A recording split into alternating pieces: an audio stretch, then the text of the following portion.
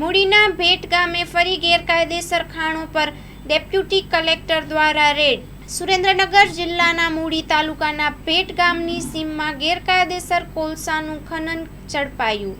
એચ.ટી. મકવાણા નાયબ કલેક્ટર પ્રાંત ચોટીલા અને એમની ટીમ દ્વારા મૂડી તાલુકાનું છેવાડાનું ગામ ભેટ ખાતે જુદી જુદી જગ્યાએ આવેલ કાર્બોસેલના ગેરકાયદેસર ખનન વહન તેમજ સંગ્રહ પર આકસ્મિક રીતે દરોડા પાડ્યા, જેમાં આશરે 100 મેટ્રિક ટન કાર્બોસેલ, 2 ચરખીઓ, બકેટ નંગ 7 સહિતના મુદ્દામાલ જપ્ત કરવામાં આવેલ.